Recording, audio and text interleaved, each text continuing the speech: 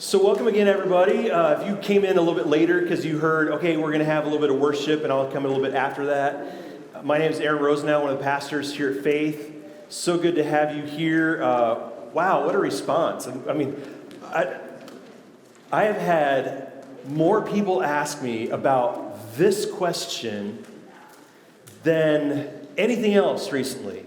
What is going on with Israel? What should we do about it? What should we think about it? What should our Christian response be? That kind of thing. And is this signs of the end? Is the end of the world coming? What's going on here? So there are all kinds of questions surrounding what's going on in Israel because the Middle East is such a hot topic. And when you're talking about Israel, you're talking about Bible stuff, right? So what's happening? So I had so many people asking me about it. I thought, let's throw together a session and have a discussion about it. I'll have a presentation, share some things that are going on historically, biblically, and then, there's time for some questions as well along the way. Let me just say this about questions, though. If you have something to ask, because this is a large room, and your voice isn't going to carry as much as mine that has a mic attached to my voice that's going out through the speakers. And because we're also recording this for others who are going to watch later, you're going to have to make your questions nice and brief so that I can repeat them. Because if you ask a question that's really long and I'm standing here, this is what it's going to sound like on the recording.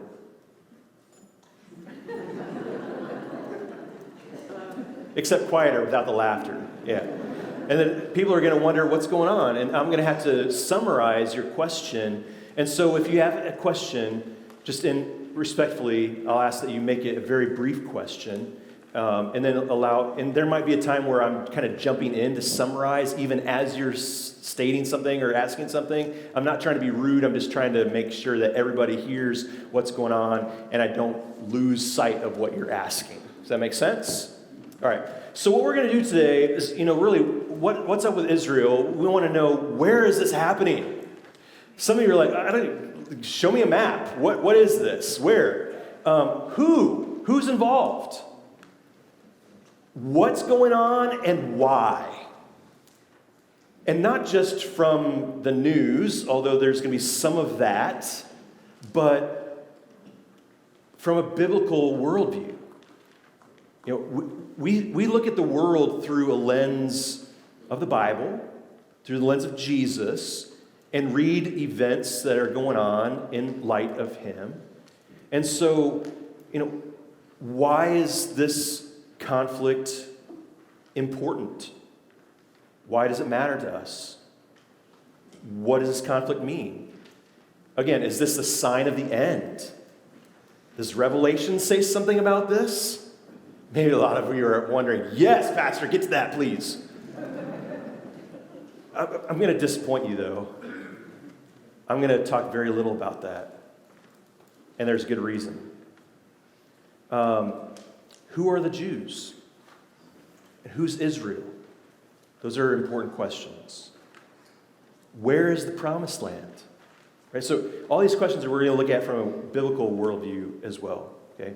So, in this Israel-Palestine conflict that is going on right now, I have more sheets up here. So Mike is walking around making sure everyone has, if you didn't get a handout, then he's got some. Might not be as clear because he's making a copy of a copy. But let's look at a map real quick. Okay, just full world map. Here's what we're talking about. This little box right here in the Middle East is roughly what we're talking about. And if I zoom in on that, okay, so you can see the Mediterranean on the north side of Africa. This is the Arabian Peninsula here. Okay, so in fact, I can point that out right there. The Arabian Peninsula, Africa, Mediterranean, right? Europe up here. That's where we're talking about. If I zoom in a little bit, you can see Saudi Arabia, Iran, Iraq, Syria, Turkey, Egypt, and we're talking about in this box right here. So we'll be zooming in on that. And the map that you have on your handout is really of that little square. On the whole map, zoom in, and this whole area right here is about the size of New Jersey. If you're wondering for comparison, about the size of New Jersey. So Israel and quote-unquote Palestine today. Just some real basics at this level. We're talking about Israel. We're talking about this lighter colored section of the map here, the lighter color, including Tel Aviv and Jerusalem. When we're talking about Palestinian territory, we're talking about this area called the West Bank, this area called Gaza, and the Golan Heights, sort of. I mean, that's a little bit separate. It's a little bit of a different story in the Golan Heights, but we're mostly talking about these two areas, the West Bank and Gaza. And we're going to talk about how we got there to that map in a bit, but let me just give a little bit of just kind of biblical perspective on this. So if you go back 3,000 years ago, there are two maps up here. The map on the left is Israel about the time of King David, 1000 BC. This is a kind of the real easy one to remember. King David, 1000. Okay, 1000 BC is King David. This map roughly is what that area of Israel looked like under a united kingdom in Israel. And on the right-hand side, about 100 years later, after David and Solomon, the kingdom of Israel divided in two. You had Judah in the south, which made up, remember there were 12 tribes of Israel. In the south, there were two of those tribes that were constituted as the kingdom of Judah. And then in the north, the kingdom of Israel. There's all the other tribes. Now,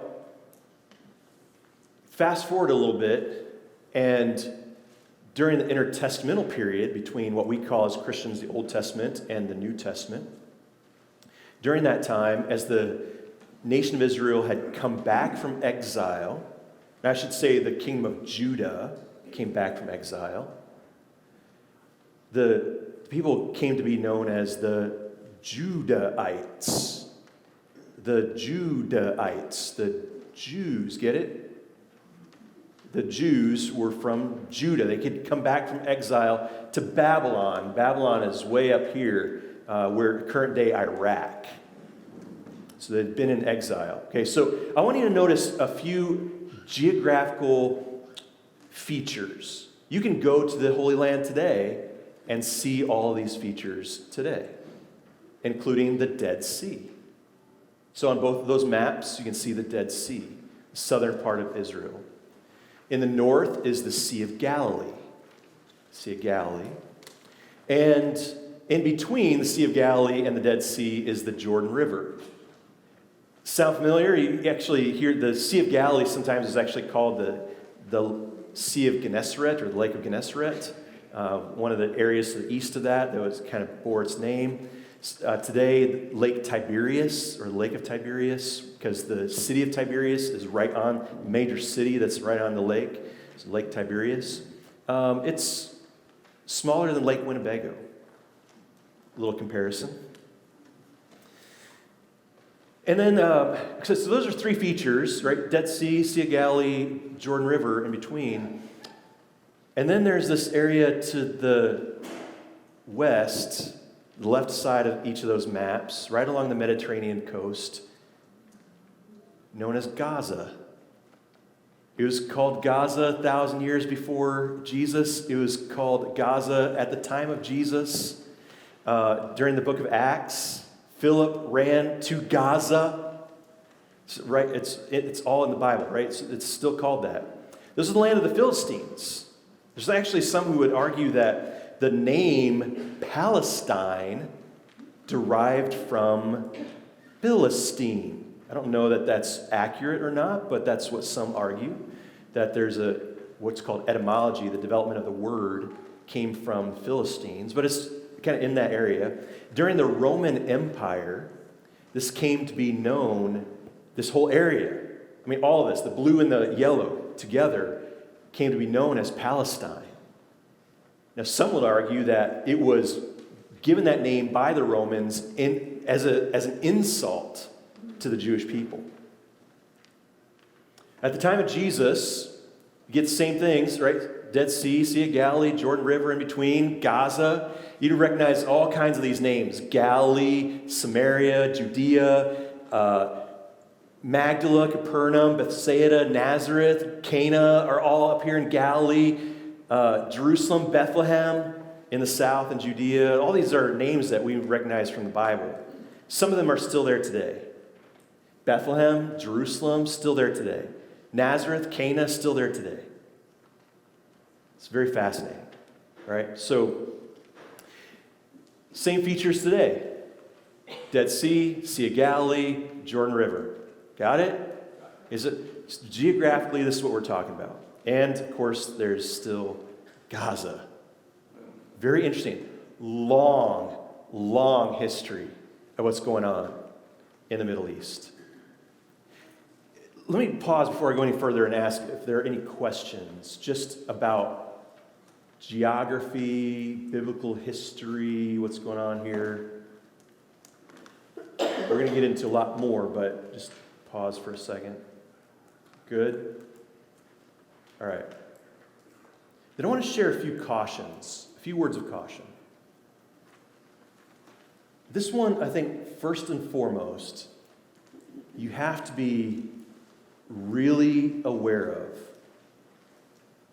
When we say Palestinian, we're not talking about a terrorist.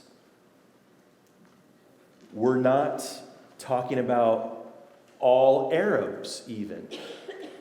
Palestinian is someone who lives in that area, right, of Israel, Gaza, West Bank. Palestinians, that's the area. There are Palestinian Christians. Used to be that in the city of Bethlehem, that Christians made up 98% of the population 100 years ago. Today, that's less than 2% Christian. A lot of them have just fled, immigrated to South America, to the United States, to Europe. But it used to be 98% Christian. In Palestine, right, in Bethlehem. There are Palestinian Christians, there are Palestinian Muslims, there are non-religious, what you call secular Palestinians. Most Palestinians, and you could say that these are people that live generally in Israel, in the West Bank, in Gaza.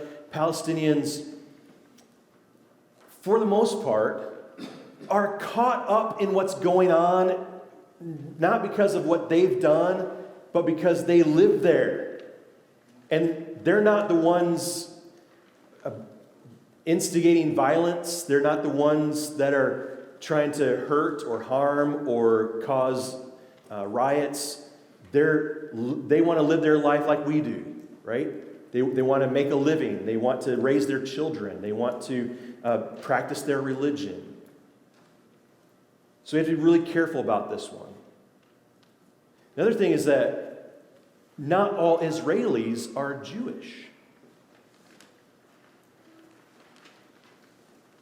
So an Israeli does not equal a Jew. The majority of Israelis are Jewish by heritage, not necessarily by faith. So they might be, by blood, by ethnicity, Jews, but are not practicing. Now, there are many practicing Jews, but not all in Israel.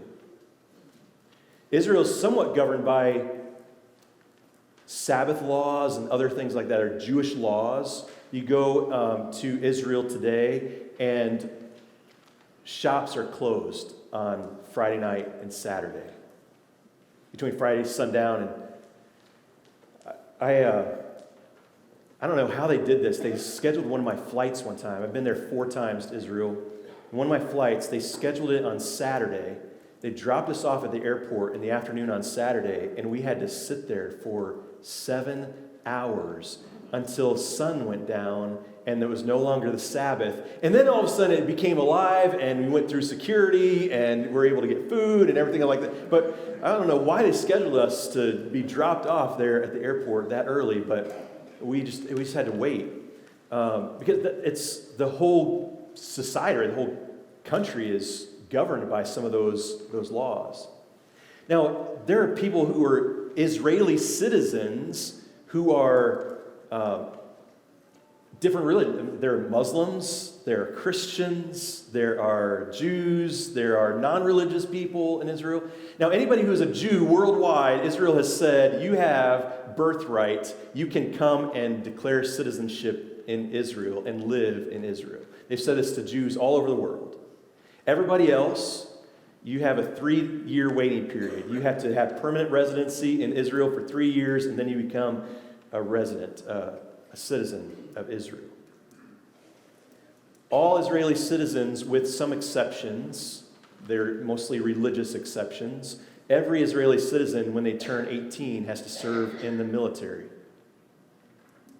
for 2.5 for men, 2 years for women.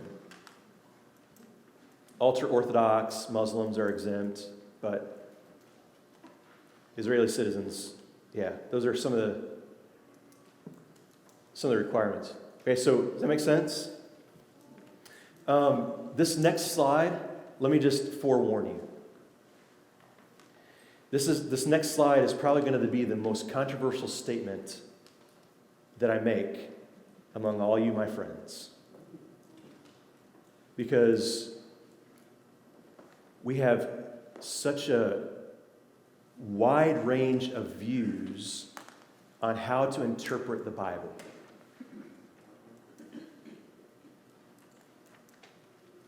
Present-day Israel does not equal biblical Israel. Now, I'm saying this from a Christian perspective. So anybody who's not a Christian, just understand this is how we interpret things. But not all Christians believe this. Many Christians who are coming from a dispensationalist background, maybe a non-denominational Baptist background, might say that, no, this is wrong. Israel today is biblical Israel, and the church is separate. What I would argue is that Israel of the Bible has become the church of today. The Christian church today. There was the nation of Israel, and then there was Jesus, who himself was a Jew. And you might say, is Israel reduced to one? Right? All of Israel reduced to this one guy, Jesus. And everyone who now believes in Christ is a part of that continued story from Israel to today. Now, I just maybe dropped a bomb for some of you and just like, whoa, like, wait a second. I'm not sure about this. And many of you might have lots and lots of questions. But let me just say, this is really important to remember that if we don't understand there's a direct equation, biblical Israel equals present-day Israel. Because it's actually really important about how we understand the land promise given to Abraham.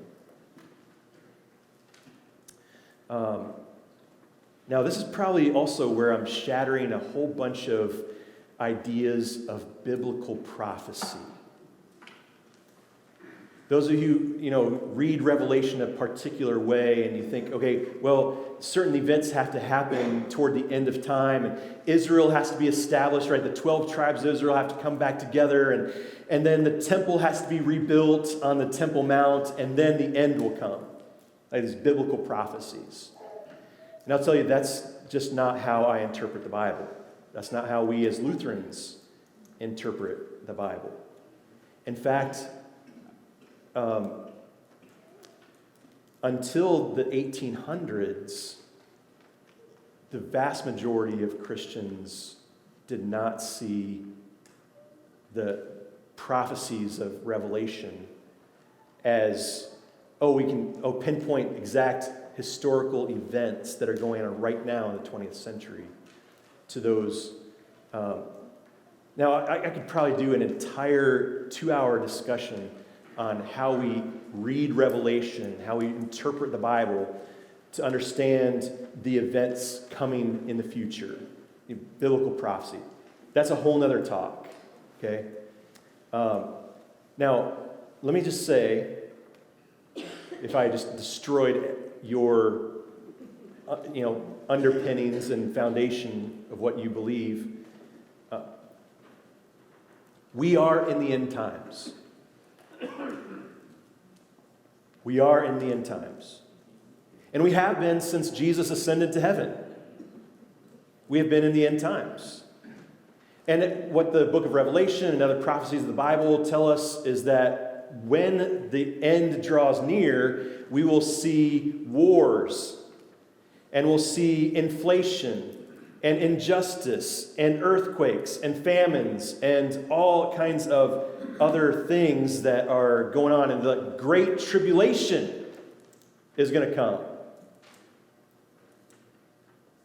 In Lutheran understanding of the Scriptures, the quote-unquote Great Tribulation of Revelation 7 is what we are in right now.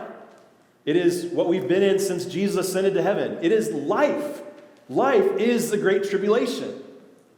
And John looks and he says, and these are they who came out of the Great Tribulation. This is everyone who is now with Jesus, who's come out of life and all the trouble of this life, right?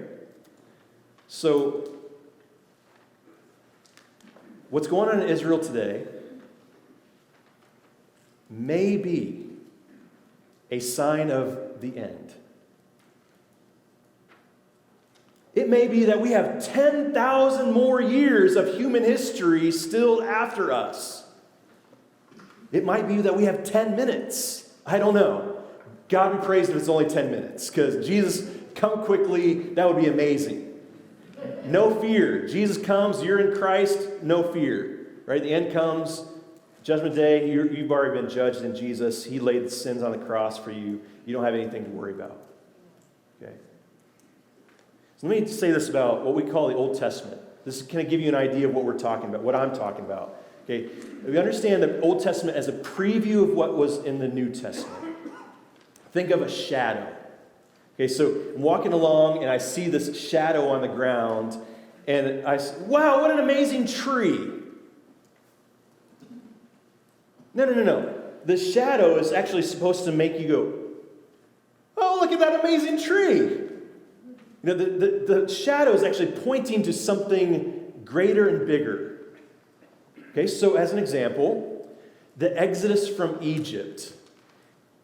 The book of Exodus tells about the people of God coming out, that God defeated Pharaoh. They come through the Red Sea. They wander in the desert and get the law, the 10 Commandments, and the rest of the law from God, and then they go into the Promised Land.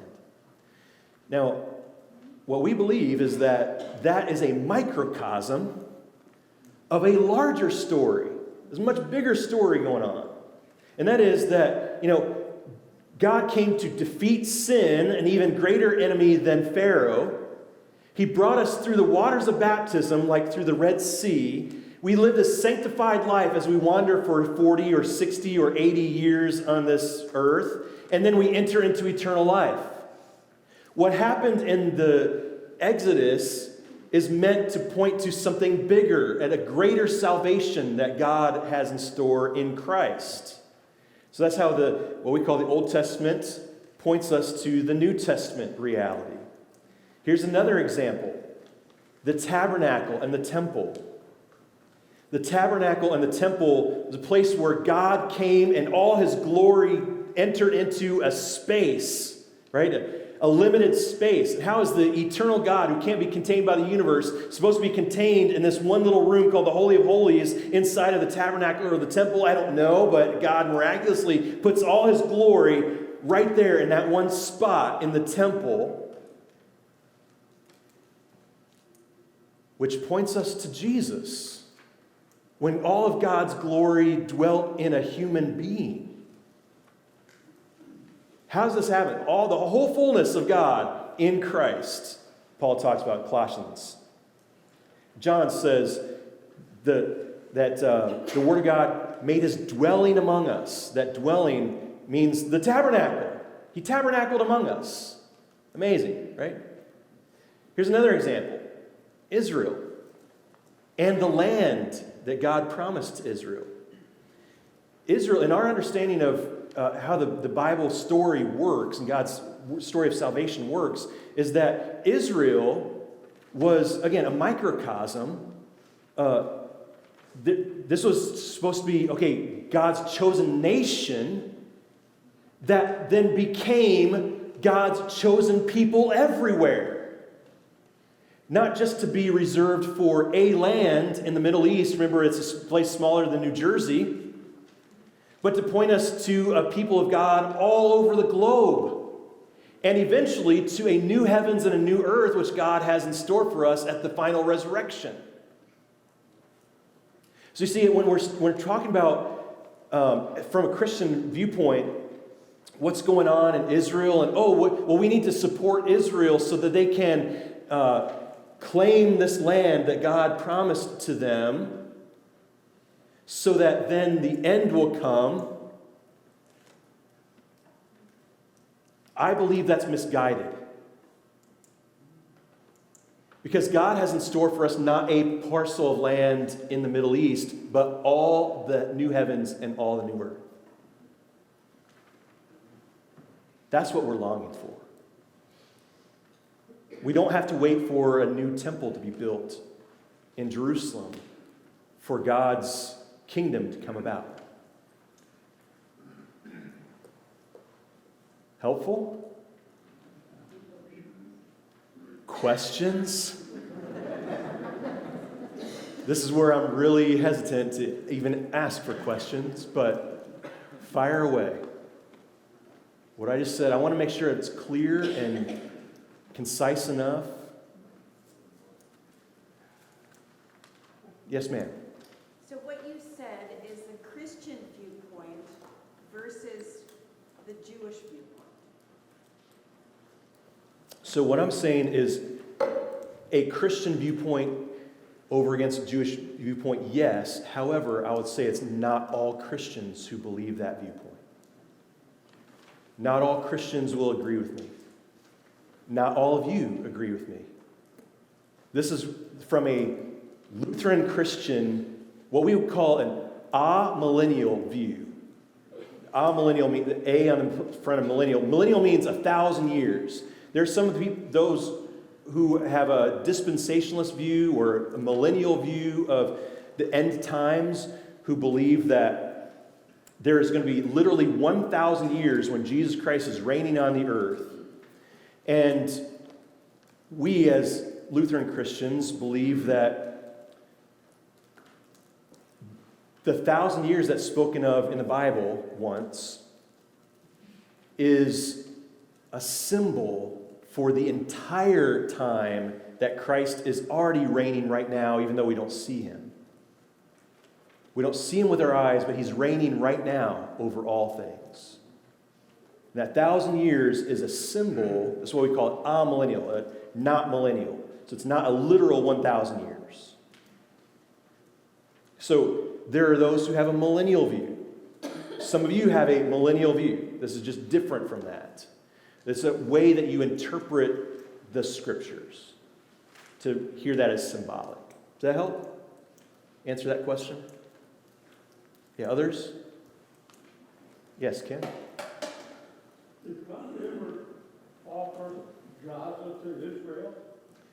Did God ever offer Gaza to Israel? Depends on who you ask. I mean, seriously, what the Bible tells us is that God had Abraham walking around this. I'm going to put up a different map now. Abraham was walking all over this land when God called him from Ur of the Chaldeans, which is way over here in Iraq, and he came into this promised land, right, the Holy Land. Abraham walked it all. But the Bible doesn't tell us where exactly. I mean, we are given some city names and some landmarks, but it was such an ancient time that some of those cities are no longer existing. Some of them are by different names. Some of those landmarks are completely gone. So, as Abraham walked this land and then he gave the promise, where your feet are, where you walk on this soil, I will give this to you. We don't know exactly. So was it Gaza? I don't know. During the time of David, if you go back to that map that I had up earlier of King David's reign, right over there where Gaza is, was held by the Philistines. And it was stubbornly held by the Philistines for generations. And the Israelites didn't oust them from that part of the land. It would, remember Goliath? Yeah, there were defeats of the Israelites against the Philistines, and there were defeats, where the Philistines conquered the Israelites, and it was back and forth. It goes back way, way, way, way, way back, right? It's constant fighting over that land. So we don't know that Abraham was promised any very specific places, but what we believe as Christians, and Jews believe this too, is that Abraham was promised that area generally. But again, we have to understand this in light of Christ. We put our Jesus glasses on. We say the land is no longer the promise as much as the land and everything else is the promise. Eventually the meek will inherit the earth. That means everything. The whole earth. And a new heaven and a new earth. Yeah. Yes, sir. Asking for a clarification. Did Yeah. you say present-day Israel is actually the Christian church? So, yes, a clarification. What I mean by when I say present-day Israel, I'm talking about present-day nation-state of Israel. This Israel. When I on the handout where it says present-day Israel, I mean this nation-state of Israel. Now, what I also mean is that Israel of the Bible today is the Christian church. So, Galatians chapter 3. Everyone who has faith in Christ is a child, an heir of the promise given to Abraham. So I would say, Abraham is our forefather. Abraham, Isaac, Jacob, David, Isaiah, all those that's part of our story in Christ. They were, the book of Hebrews says this in the New Testament, Abraham was looking forward to something he didn't even hold on to. He never saw it truly. I mean, Abraham saw this land, but God was saying to Abraham, yeah, you're going to have this land, but that's not the real promise. The real promise is bigger than this. And so the book of Hebrews, chapter 11, talks about how Abraham was looking forward to something he didn't see, but only from a distance. And that was the kingdom of God, which is more than just the land. Does that help to clarify that? I'll talk to you afterwards. I'll be glad to talk to you afterwards. Absolutely, absolutely. Yeah.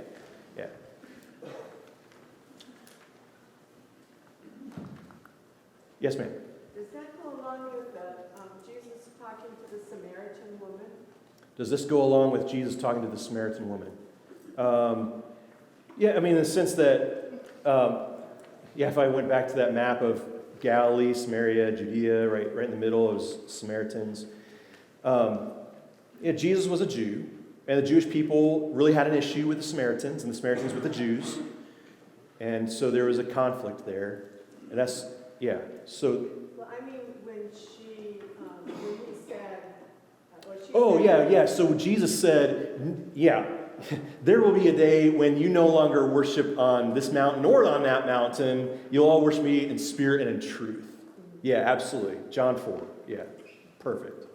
That's what I'm talking about. Yeah. I got you now. All right. So let me press on because there's so much more. A few more words of caution. What's going on in Israel today is more complicated than we'll cover in the next 30 minutes. You could spend years and years and years studying what's going on in Israel and Palestine. You can live there, you can live among the people, talk with them, and you're still going to not know all what's going on and the full history. None of us were there, so we can't say with all certainty. All the issues that are going on are complicated. Okay? I want to just caution us with that. There are many politics at play and conflicting accounts of history, like always happens. There are conflicting accounts of, those who are Palestinian Arabs who will say this is what happened and Israel did this, and Israel say no, this is what happened and the Arabs did this, and it'll make your head spin. So what is going to follow, what I'm sharing, is an attempt at a balanced view. Understand this with what I just said. Not a balanced view between Israel and Hamas, but a balanced view between Israel and Palestine. Palestine does not equal Hamas. Please understand. And I say that because I've actually seen people on TV who are critical of those who are engaged in pro-Palestine protests. You can be pro-Palestine and not be a terrorist. Okay? You can be pro-Israel and not be a terrorist. Okay? Just understand, there are people on both sides of this. Just like there are Republicans and Democrats. And right here, both.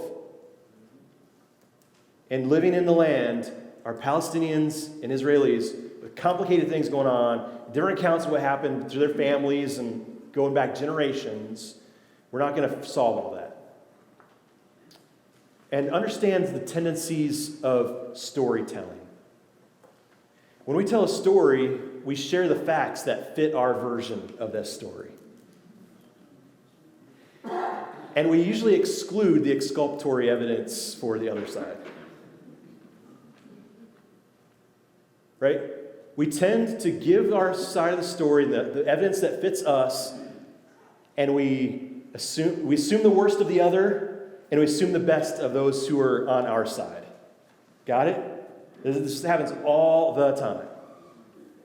That's tendency. You don't know this. This doesn't happen with us, does it? You don't know what I'm talking about, right? No, this happens all the time. All right. Very, very quick. Yes, ma'am. I just would like to say Yeah. that Hamas is a group. It is not the Palestinians. Exactly. Hamas is not the Palestinians. You got to separate those for sure. Yeah. So if you're pro-Palestinian, that does not make you pro-Hamas. There are people who are Palestinians, who are Christians and Muslims and non-religious Palestinians who are suffering under Hamas. There's one more thing I'd like Yes, to ma'am. say, and I think this also is, when I discovered that 2.3 million people live in Gaza, Yeah. which is an enormous population. If Yep. you picture 2.1 million people living on the video, that's what you're looking at when you think of Gaza. Yeah. And we think within Gaza itself, there are people like all of us in here. Yeah. But within them, there is Hamas. Yes, yeah. So you got to understand that there are 2.3 million people in Gaza. They're living there, and most of them, within Gaza, there is Hamas. There is Hamas. But that is not the majority of people who are Palestinian and living in Gaza. most of the people living in Gaza, most of the 2.3 million people, which is a densely populated area, are not terrorists. They are caught up in the same problem that we're seeing played out on the TV. And yeah. But they put up with Hamas, right? Well, that's I mean, well. they are on TV. Well, they're so this is where I want to be really careful, because you're saying, well, they put up with Hamas.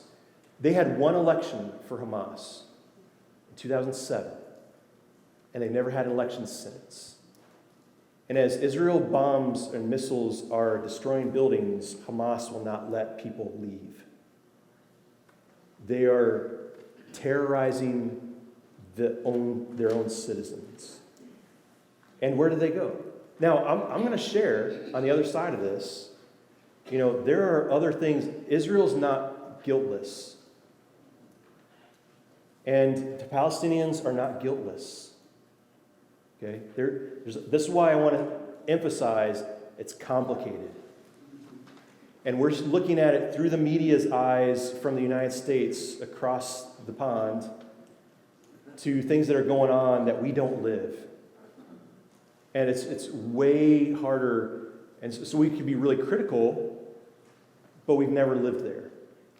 So I want to be really, really careful about that. All right. So let me just very, very brief history of what's happening. You go back centuries. We're talking about 800 years. You go back to, 1300, started in Turkey, Ottoman Empire, which brought Islam to a big part of Turkey, Greece, the Arab world. This is the Ottoman Empire. You might recognize from the time of World War I. The Ottoman Empire was spread all over the Mediterranean.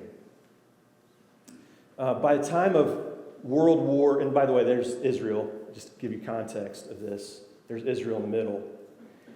Now, by the time of World War I, the Ottoman Empire really covered Turkey, Syria, Iraq, and parts of Saudi Arabia.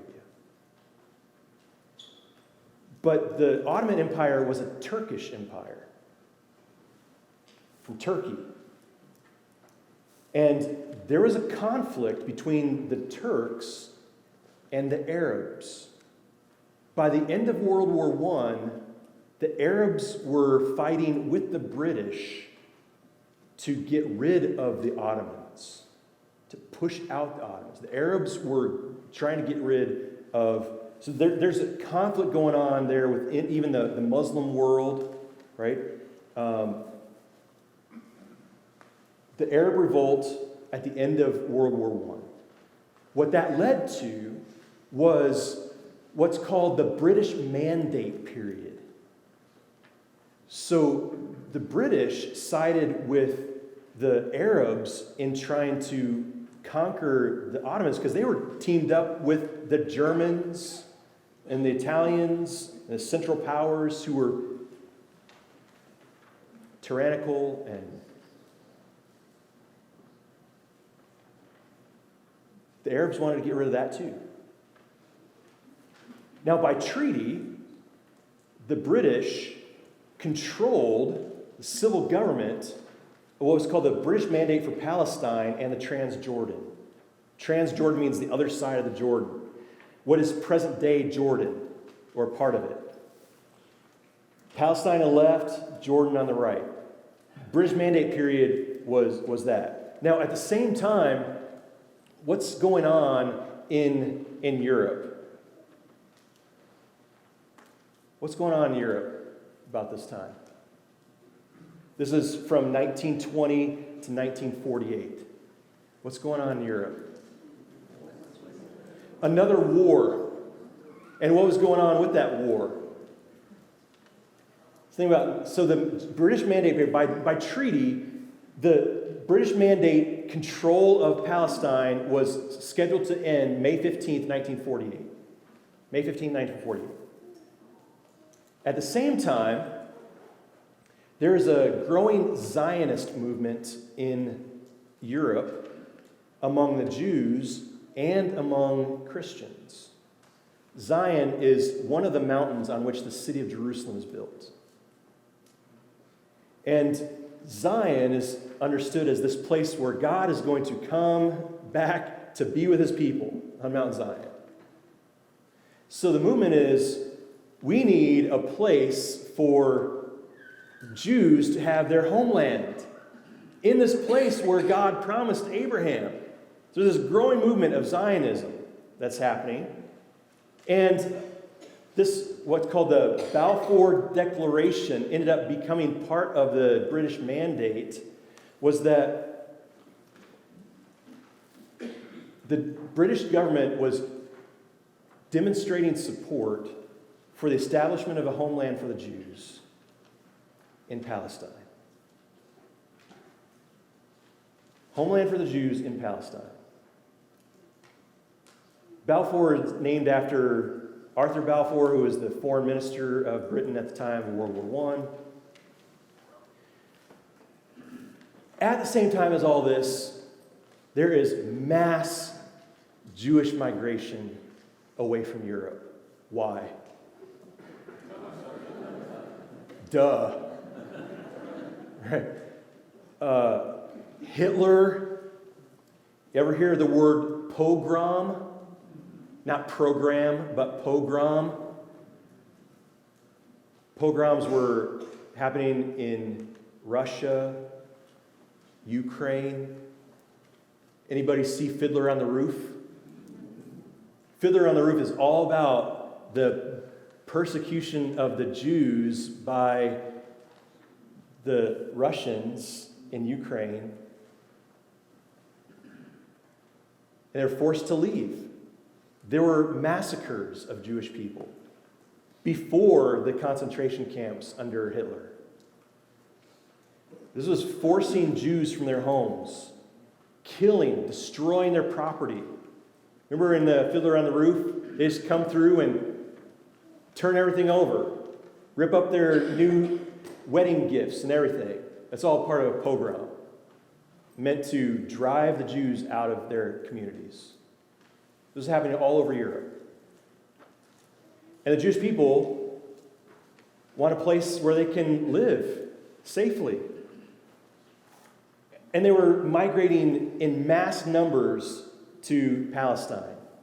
So that in 1918, 6% of the population in Palestine was 6%. Or 6% of the population was Jewish, In 1947, that had grown to a full third. 1/3 of the population in Palestine by 1947 was Jewish. When did I say the British Mandate period was going to end? May 15th, 1948. So 1947, when 1/3 of the population is Jewish, and all their Arab neighbors who are, living in Palestine are going, what's happening here? There is a mass flood of people coming into our country. We don't know anything about this, do we?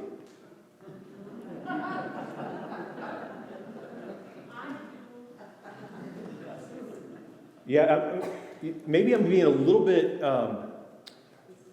what's the word? Facetious. No, not facetious. It purposely, like trying to poke. No. What? I'm stirring the pot, no doubt, yeah. I can't remember the word I'm thinking of, but Poking the bear. I am poking the bear.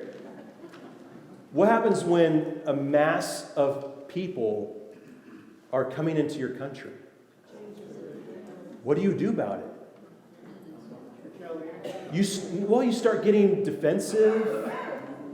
There's mass disagreement right here of what should be happening with those who are migrating from South and Central America and Mexico into our country.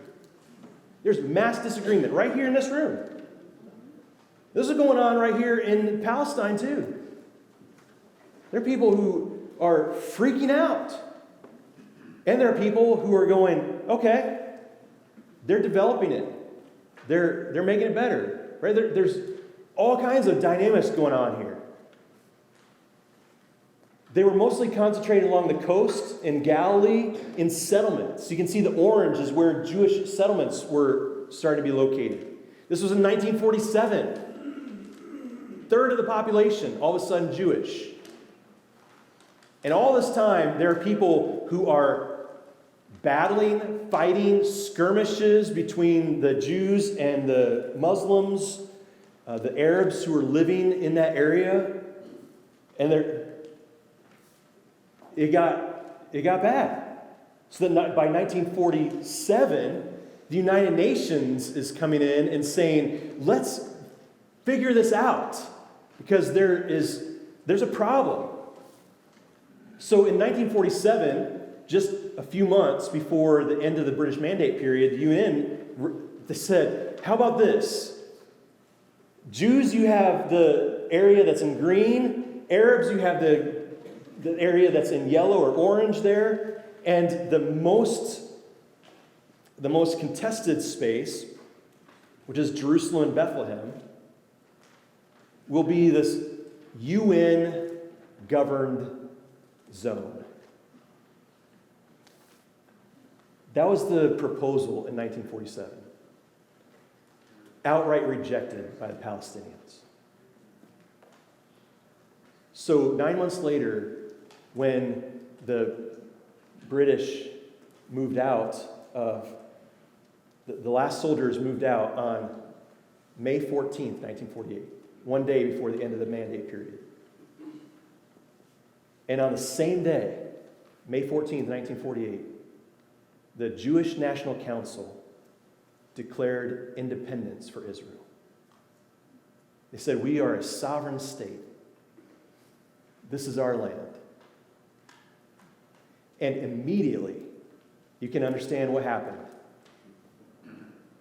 Egypt, Transjordan, Syria, Lebanon, Iraq, they are all sending soldiers and tanks and everything else they can to fight Israel. 2 countries in the world on that day recognized Israel's sovereignty. You know which ones they were? The United States and Russia.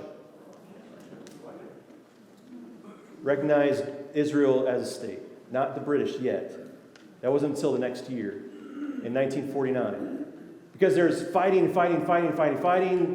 The Jews, the Israelis, now declaring themselves a free state, are fighting against Arabs.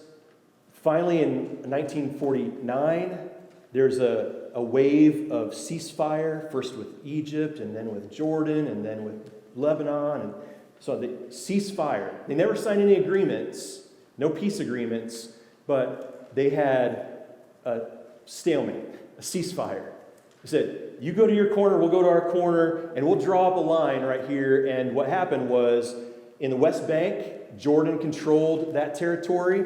In the south, Egypt controlled the Gaza Strip. And in the north, Syria controlled that area which is called the Golan Heights. It's actually a high mesa overlooking the Sea of Galilee and the lowlands of Israel on the other side. It has been largely this since 1949. And there was an armistice line, a ceasefire line, a sort of mutual agreement. Here you go. This is your side, this is our side. You know, Jews over here, Arabs over here. That was what happened in 1949.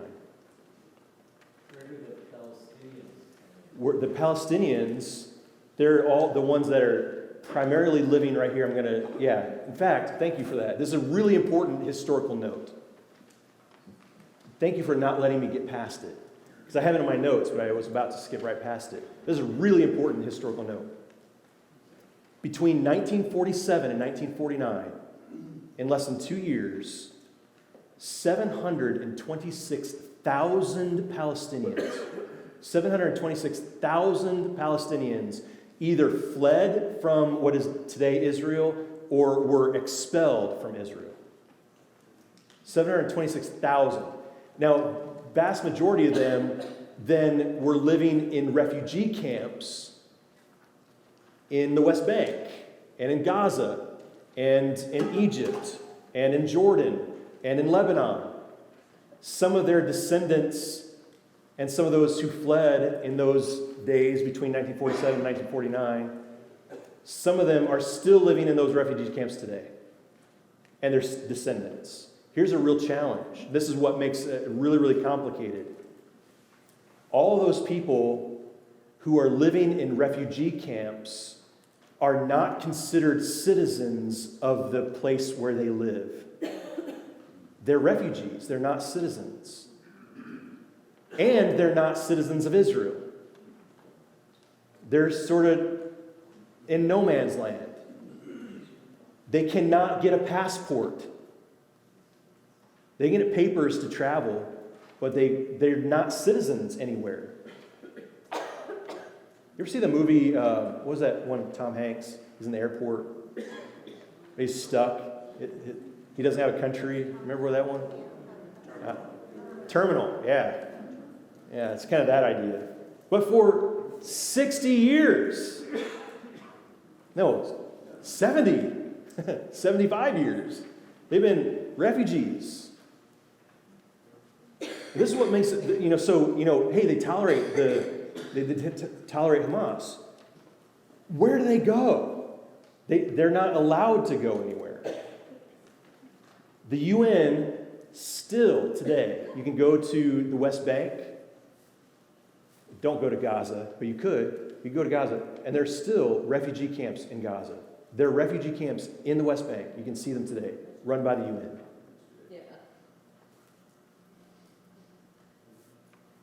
That's where the Palestinians come from, Gary, since you asked. Thank you for not letting me pass over that. 1967, there's growing tension between Egypt and Israel. Right here between the Red Sea and the Mediterranean Sea is the Suez Canal, controlled by Egypt. And they limited Israel's trade. They wouldn't let Israeli ships go between the Red Sea and the Mediterranean through the Suez Canal. They were limiting also, this is the Straits of Tiran, limiting their progress and going to the southern port of Israel as well. By 1967, this is happening over and over for 12 years, Israel said, we will consider this an act of war and justification for entering into war with you, Egypt, if you continue to blockade our trade ships. The UN had stationed people, peacekeeping corps, along the border of Israel and Egypt. In 1967, they were pulling out. UN was pulling out. So in June of 1967, Israel, as a preemptive strike, moved into the Sinai Peninsula, this area in green, the West Bank, and the Golan Heights in the north, which is actually Syrian territory in the north. And they, in 6 days, took all that land, and still today they control the borders of all the space. 1967. Now, they call that preemptive. If you were in Palestine, you call that Israeli aggression. If you're in Israel, you're saying we're protecting ourselves because we know it's coming. And then the Golan Heights up in the north, it's high ground. You put one missile launcher on the top of that mesa and you have ability to wipe out the entire northern population of Israel. So they took that as a strategic military space. That's what Israel says to this day. Now, all this becomes just super, super complicated. I mean, eventually Israel gave back the Sinai Peninsula to Egypt. But they still control the border of Gaza, they still control the border of the Golan Heights, and the West Bank. In 1987, there was what was called an word is escaping me now. Why is it escaping me? The first intifada. Intifada is the right word. Intifada. I don't have it on here. Intifada. 1987.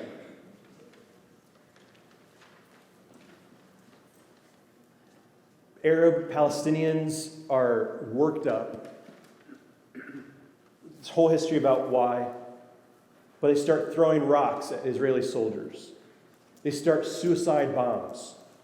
They start kidnapping Israelis who are in the West Bank. And Israel came down, just like they're doing right now, came down with a vengeance. And the response to that first intifada, intifada is an Arabic word that means uprising. It was an Arab uprising. And Israel came in with their tanks, drove tanks right through the heart of Bethlehem. There's a Christian church in Bethlehem, Christmas Lutheran Church. They have pictures of it. You can visit. Windows blown out. Because when Israel came through, it was indiscriminate. It was, they plowed through. Now, who's to blame for that? That's debate. Why are the Israelis, or why are the Palestinians okay with people bombing? Why are the Israelis using the tactics they do? This is the complication that's going on in the Middle East right now. Now, some ongoing things that are happening is that all through this West Bank, Israel is building Jewish settlements. If you look at, there's this picture of them. The armistice line is over that way. Israel's that way. Palestine's this way. They're building, these are apartments, condos, where thousands upon thousands of Israelis purchase the property and live there. Whole communities all over the West Bank. This is part of what the ongoing hostilities, why the Arabs, the Palestinians are so worked up. There's a border wall that snakes through along the armistice line between Israel and the West Bank. Except, if you look, the green line up here is where the armistice line is. The red is where the wall has been built. 30-foot high wall. Concrete panels. Zoom in a little bit. Now, please hear me. This does not justify anybody using terroristic means to get the world's attention or harm people in Israel or anything like this. This is not justifying it. I'm just saying what's going on. What's right here? And right here? And right here? No, Jerusalem is right here. Actually, yeah, Jerusalem's right here. What's happening? What's right here in these spaces?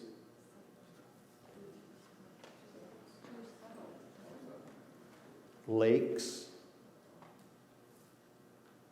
sources of water,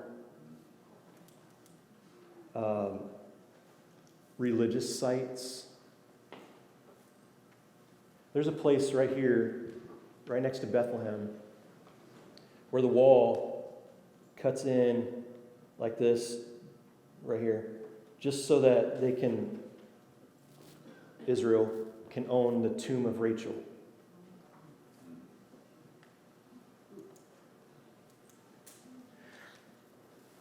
After the intifadas in 1987 and beyond, remember President Clinton in the Oslo Accords, 1993, 1995, brought the Palestinian Yasser Arafat together with the Prime Minister of Israel, together for talks.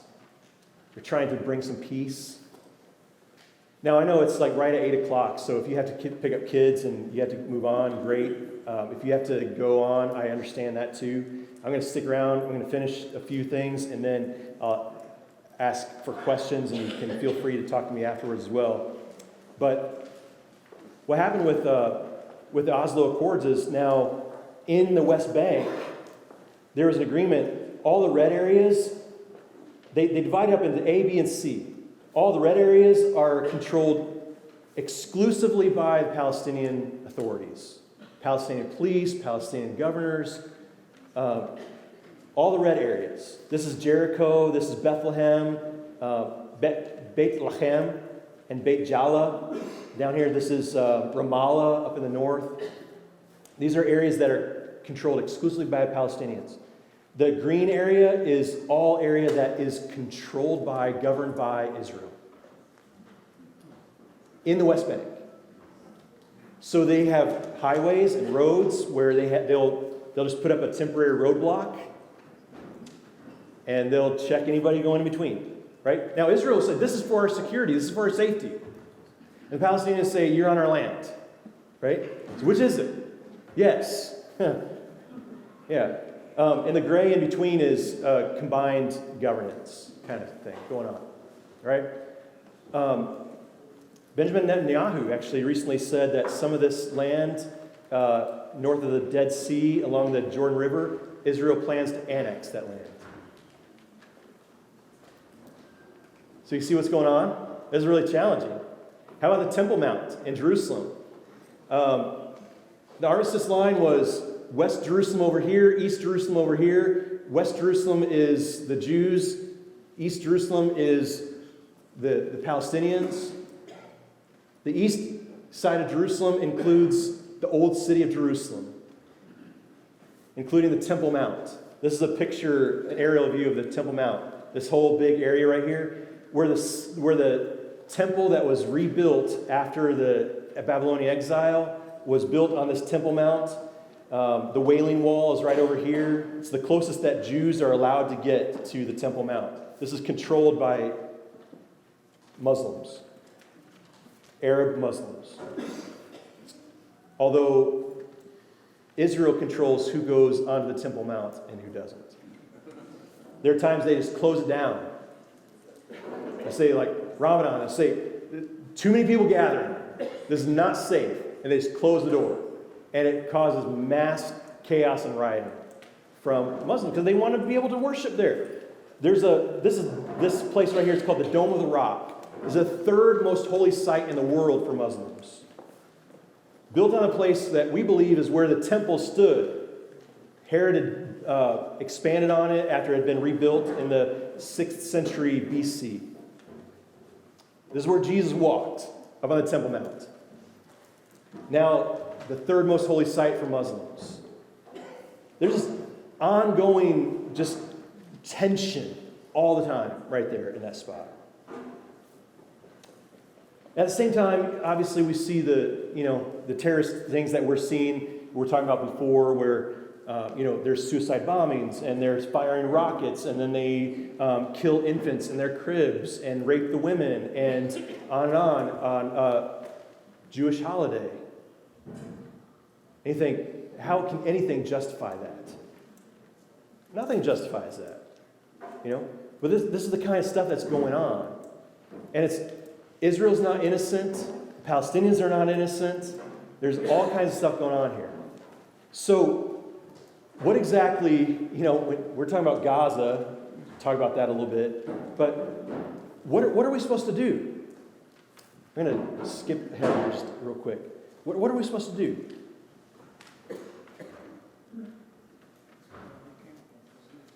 What are we supposed to think as Christians when there's injustice, when there's violence?